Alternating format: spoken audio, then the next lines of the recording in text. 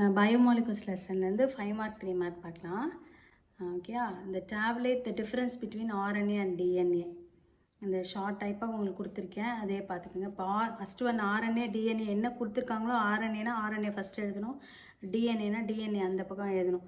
இல்லை நீங்கள் அதை மாற்றி எழுதிடாதீங்க, அதில் ஃபுல் மார்க்கும் போய்டும், உங்களுக்கு 0 ஆகிடும். நீங்கள் கொடுத்துருக்கிறது நீங்கள் டிஎன்ஏன்னு எழுதி இங்கே ஆர்என்ஏன்னு எழுதி அதில் உள்ள ஃபங்க்ஷனை மாற்றி எழுதிட்டிங்கன்னா ஃபுல்லாகவே மார்க் 0வாக போயிடும்.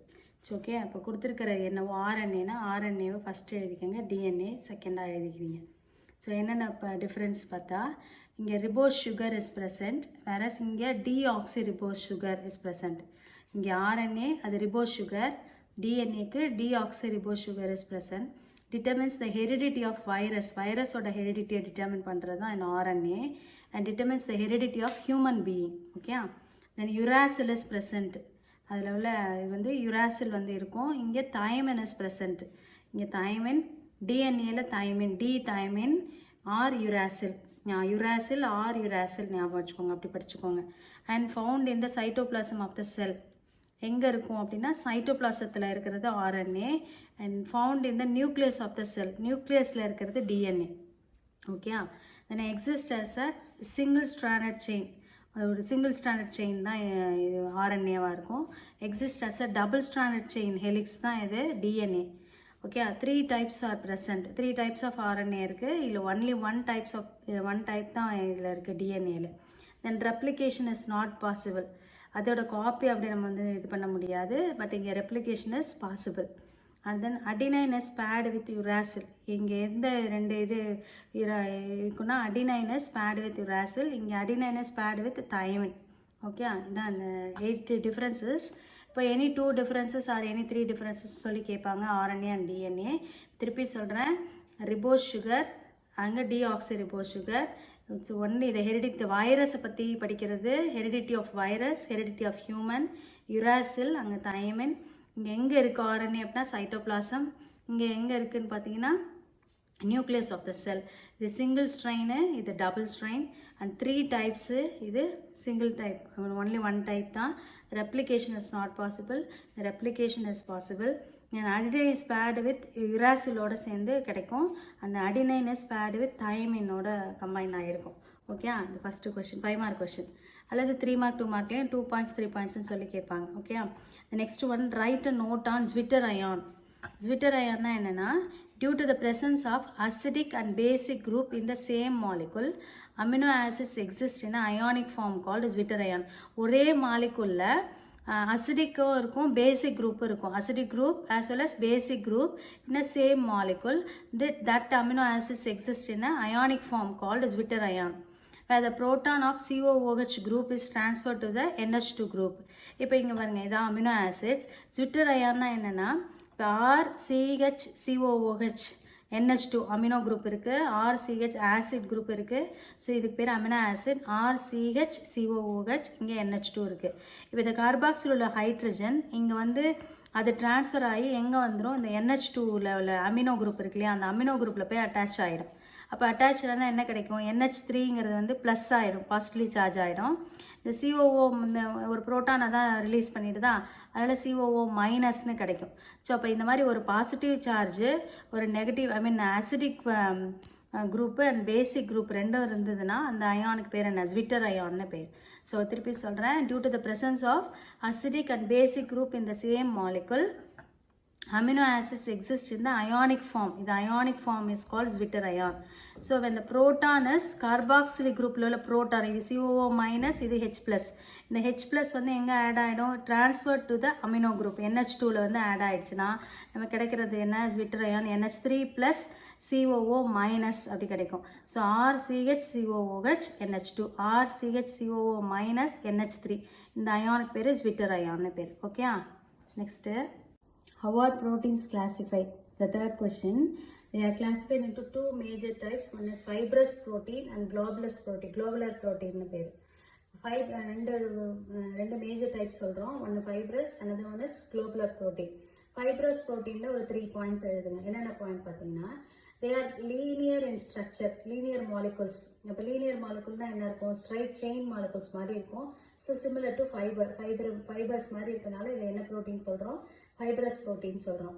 Generally insoluble in water, waterல dissolve ஆகாது and are held together disulfide bridges and weak intermolecular hydrogen bonds. எப்படி bridge ஃபார்ம் ஆகும்னா disulfide bridges, ஒரு மாலிகுலுக்கும் ஒரு மாலிகுலுக்கு இடையில disulfide bridges ஃபார்ம் ஆகும். and then அதோட ஹைட்ரஜன் பாண்ட் வந்து weak intermolecular hydrogen bonding இருக்கும். Okay, the next one, third point, the proteins are often used as a structural proteins. என்ன ஸ்ட்ரக்சரல் ப்ரோட்டீன்ஸாக இருக்கும், எக்ஸாம்பிள் கெரட்டின் அண்ட் கொலஜன். இதுக்கு fibrous protein example எதுனா keratin and collagen உள்ளது. And குளோபுலஸ் protein எடுத்துட்டிங்கன்னா they have spherical ஷேப்பில் உள்ளது globular. இப்போ இங்கே அங்கே லீனியர் ஷேப்பில் இருக்குது, இது ஸ்பெரிக்கல் ஷேப்பில் இருக்கிறது குளோபுலஸ் ப்ரோட்டீன் சொல்லுவோம். the polypeptide chain is folded into spherical shape. இதே இந்த பாலிபெப்டைட் இந்த ப்ரோட்டீன் தானே, அந்த ப்ரோட்டீன் வந்து செயின் தான், நீட் லீனியராக தான் இருக்கும். அதை ஃபோல்ட் பண்ணும்போது நமக்கு கிடைக்கிறது ஸ்பெரிக்கல் ஷேப்பில் நமக்கு கிடைக்கும். ஸோ அதான் என்னது குளோபுலர் ப்ரோட்டீன் சொல்லுவோம்.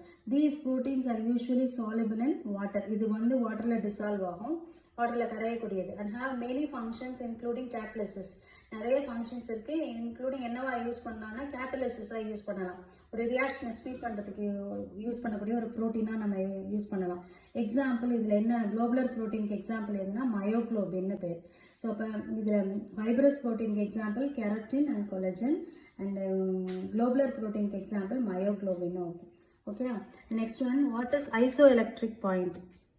Isoelectric point na, at a specific pH the net change of an amino acid is a neutral. ஒரு specific pH rangeல ஒரு amino acid வந்து எப்படி இருக்கும்னா நியூட்ரலா இருக்கும்.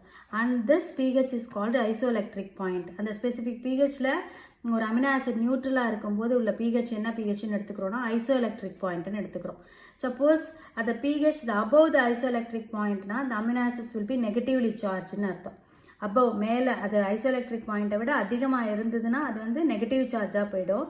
And the pH below the isoelectric point, இந்த ஐசோஎலக்ட்ரிக் பாயிண்ட் நியூட்ரலாக சொல்கிறோம் இல்லையா, அந்த ஐசோஎலக்ட்ரிக் பாயிண்ட்டை விட கம்மியாக இருந்ததுன்னா the amino acids will be positively chargedஆக இருக்கும். ஸோ அதான் என்னதுன்னு சொல்லணும், ஐசோஎலக்ட்ரிக் பாயிண்ட். ஒரு ஸ்பெசிஃபிக் pHல அமினோ ஆசிட்ஸ் நியூட்ரலாக இருந்தால் அந்த pHக்கு பேர் ஐசோஎலக்ட்ரிக் பாயிண்ட். அபவ்னா நெகட்டிவ், பிலோனா பாசிட்டிவ் சார்ஜாக இருக்கும். That's all. Write the structural of all possible dipeptides which can be obtained from glycine and alanine. Glycine ஒன்று கொடுத்துருக்காங்க, அலானின் கொடுத்துருக்காங்க. இந்த ரெண்டும் கம்பைண்ட் ஆகி எத்தனை வகையான நமக்கு டைபெப்டைட்ஸை கொடுக்குதுன்னு அர்த்தம். ஓகே, இது ஒரு ப்ரோபெப்டைன், இது ரெண்டும் கம்பைண்ட் ஆகி டைபெப்டைட்ஸ் எத்தனை நமக்கு கிடைக்குதுன்னு. They form 2 dipeptides, namely one is கிளைசைல் அலானின்னு ஒன்று, அடுத்தது அலானின் கிளைசைன்னு ஒன்று. கிளைசைன் அலானின், another one is அலானின் கிளைசைன்னு ஒன்று. இப்போ கிளைசைனுக்கு ஃபார்முலா நமக்கு தெரியும். என்ன ஃபார்முலா அப்படின்னு பார்த்தீங்கன்னா NH2CH2COOH. அமினோ குரூப் இருக்கும், ஆசிட் குரூப் இருக்குது. இது என்னது கிளைசின் காம்பவுண்ட், NH2CH2COOH. இந்த அலானின் காம்பவுண்டில் NH2CHCOOH, ஒரு ஹைட்ரஜனுக்கு பதிலாக ஒரு CH3 குரூப் இருக்கும். அப்படி இருந்தால் அதுக்கு பேர் அலானின்னு பேர். இப்போ இதில் கம்பைண்ட் ஆகும்போது என்ன ஆகும், இங்கே உள்ள OH இங்கே உள்ள ஹைட்ரஜனை எடுத்துக்கும். இங்கே 2 ஹைட்ரஜன் இருக்கா, அங்கே உள்ள ஒரு ஹைட்ரஜனை எடுத்துக்கும். மீதி இருக்க காம்பவுண்ட் எடுத்து அப்படியே எழுதிடும். NH2CH2CO, அடுத்து NH, இங்கே ஒரு ஹைட்ரஜன் எடுத்துருச்சு அதனால் NH, அடுத்து CH3COOH. இந்த காம்பவுண்ட் என்ன, கிளைசின் அலானின், அதனால் கிளைசின் அலானின்ங்கிற ஒரு டைபெப்டைடு கிடைக்கிது. ஓகே, இந்த நெக்ஸ்ட்டு அலானின் கிளைசின் அப்படின்னா என்னென்ன, அதே அலானின்க்கு என்ன சொல்லியிருக்கேன், ஃபார்முலா என்ன, NH2CHCOOH. CHல அல்கைல் குரூப் CH3ன்னு இருக்குது, ப்ளஸ் இங்கே NH2CH2COOH. கிளைசினுக்கு என்ன ஃபார்முலா என்ன, ஒரு இந்த CH2ல ஒரு COOH இருக்கும், இங்கே NH2 இருக்கும், இது கிளைசின்னு பேர். இப்போ இதில் உள்ள OH இங்கே உள்ள ஹைட்ரஜனை எடுத்து எழுதிக்கும். அப்படியே ரிவர்ஸில் நம்ம எழுதிப்போம். NH2CH3 இருக்குது, CO இருக்குது, NH இருக்குது, CH2COOH.